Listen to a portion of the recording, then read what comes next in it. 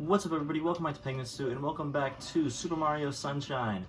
In the last video, we went and got some shines in Gelato Beach, and today we're going to be continuing and probably finishing Gelato Beach, if I use my time well.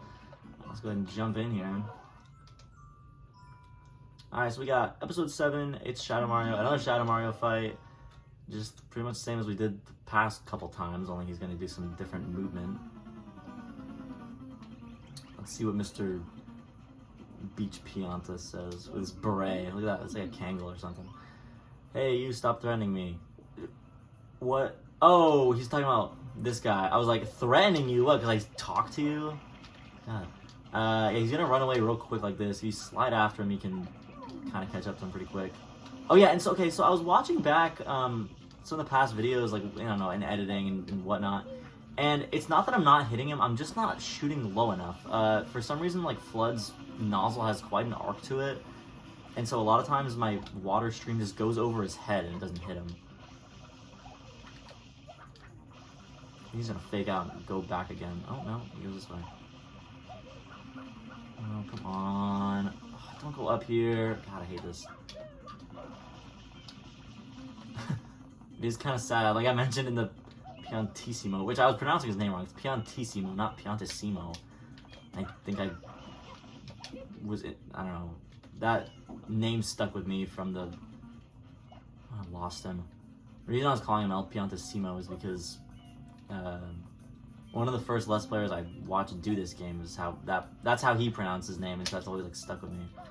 Just like in my subconscious. Where did he go? When you're too far away from him, the music stops, so that's like one way you can tell when you're close to him or far away. Oh, there he is! God, get over! Dude, I'm gonna kill you. Oh my god, he runs by the beehive. You have the audacity to run into me, the guy who has a jetpack of your only weakness on his back? That is so bold. Seriously, why is his weakness water? I'm gonna die to Shadow Mario! What? I don't think it's ever been done in the history of this game. Look at that! Oh my god. Oh my god, run into me 2 more times and I'm dead. Just die. Just die. Oh, jeez. How hard was that? Man.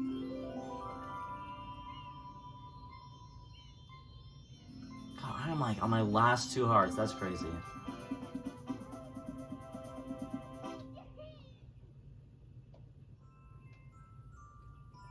Okay, so now we have the dreaded episode 8 of Gelato Beach, the Watermelon Festival. Everybody puts this in like their top 5 or top 10 hardest Mario Sunshine shines. And I do agree to a certain extent, although for some reason I don't want to jinx anything, but I don't have that much trouble with it. Let's see what Mr. Beret has to say. The Watermelon Festival is open. I'd rather be drinking a smoothie. Okay, so yeah, I actually really like the environment and kind of like idea of this level, because it's the Watermelon Festival. You gotta take your watermelon to the juice bar. Whoever's the biggest one wins the Shine Sprite. But there's a few things to notice about this level. Number one, like it must be like Cataquack hatching season or something, because there's exponentially more of them now than there's ever been on the beach, and they're all red ones. Red ones will do damage to you when they throw you in the air, so that's annoying. And also you'll notice the restaurant that you have to bring it to is like way out here in the middle of nowhere. That's the Shine Sprite that I showed before. There's a glitch you can get in there and get the shine without having to go through this mission, but we're not going to be doing the glitch because, I don't know, I want to do it the intended way. So, let me show you something. So look over here. Oh, there's a watermelon right... God, I hate these things. So, there's a watermelon right here. Well, you know, could we just bring this one? No, this one's not the biggest. You can't bring that one. There's another watermelon, like way over here, and you might think, oh, let's try to bring it out. No, it's not big enough. Not big enough. The biggest one, and the one you're supposed to bring to the restaurant, is way up on the highest mountain, at the farthest place from the watermelon shop. So, you gotta go over here, and get on top of the mountain, and roll it all the way there. It's super tedious, and the watermelon physics are just atrocious. Like, you bump into any wall too fast, it'll pop. Sometimes it'll like go through walls and just not pop. I don't know, it's real finicky. So there's a path right here. This is, I think, what is you're supposed to do. You're supposed to push it onto that path. But here, let me show you how you try to do that. You kind of like get it over there. And like, look at that! How is that possible? How is it not popped? Okay, Neil deGrasse Tyson, make that make sense. Like, look at this. It is the most like wonky thing to control. But yeah, if you can get on this path, you kind of have a bit of a straight shot at it, and it's like, you know, a little more controlled. But half the time, it ends up rolling down the mountain anyway, or I do, whatever. Cataquax, also, if they touch it at all, it will fly into the air and pop. Much like that. Okay, let's... No, please don't. Okay, so Cataquax won't target the watermelon directly, but their path frequently does make them go in the way of it. Okay. Just everywhere. Okay. Please don't. Okay. Oh my god. Oh my god. Okay, so yeah, just like how I immobilized that one, that's what I recommend you do. Just kind of like spray them with water, jump on their head, and then they'll be like out for like a few seconds, and you're able to push it past them.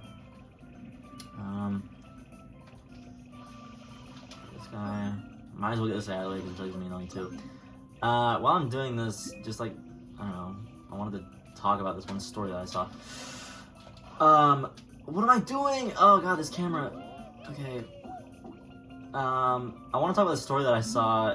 There was some gaming convention. I think it was a Smash Bros. Tournament, actually. Oh, man. And, okay, so I think the story goes, there was a guy who bet a lot of money on one of the competitors to win. And that guy didn't end up winning. So, the guy who did end up winning the competition, he wins, then he, stands up and starts, cheering on the stage. And he gets a dead crab thrown at him while he's, celebrating his, win. So I guess the guy who bet all the money on him to lose the competition was mad that he, lost some money and threw a... I don't know, he somehow got a hold of a dead crab and threw it at the guy. I don't know, oh my goodness. Yeah, if it falls in the water, it's also, instant dead. There we go. I don't know, I just thought that was a really interesting story. You can look up videos on it. There is, a video clip of the crab being thrown at him on stage. It almost looks like some presidential assassination video or something like that, the way it's filmed, because the guy's standing up on a stage and then you see it's a blur of this flying crab. I don't know, I thought it was kind of a funny story that has nothing to do with the mission at hand, but I don't know what else there is to say about this mission. Surprisingly, I actually got this first try. I didn't really get to showcase how fragile the watermelon is, but trust me, it is. And then once you bring it to this super cool guy Pianta with his John Lennon glasses, whoa, now it's a big watermelon. And so after you do all that hard work, he just blends it into a watermelon drink. And out comes your Shine Sprite.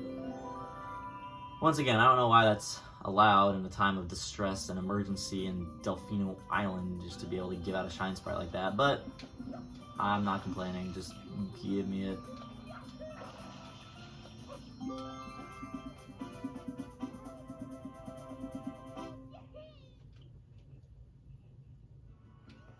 Okay, so I guess we have some extra time. We can go ahead and spawn in the next world. We're not going to start the next world because the next world's intro involves a ton of super long cutscenes, so I don't think we have time for all of that, but we can go ahead and, I don't know, spawn it. That's fine. You want to head over here. I haven't ever showed this cutscene because of, I always cut whenever we end a mission just because it's, I don't know, it takes a long time to get back into missions. But heading over here, you will have seen there's a submarine that's right over here. A turtle. It doesn't even look like a turtle, it's like a frog.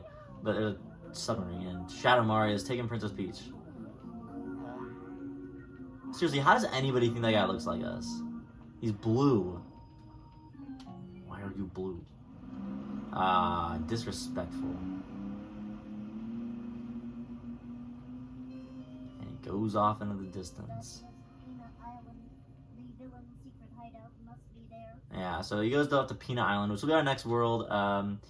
We will go ahead and start that in the next video. But you can see, look how bright Delfino Island or Delfino Plaza got so far. I didn't really mention this, but with every shine you get, the darkness kind of moves away a little bit. So like now it's like, see, it's way over there now because we've gotten more shines. Anyway, in the next video, we are going to go ahead and start Peanut Island, but I think that is what we're going to call it today. So thank you all so much for watching. If you guys did enjoy, make sure to leave a like on the video, and I will see you all next time.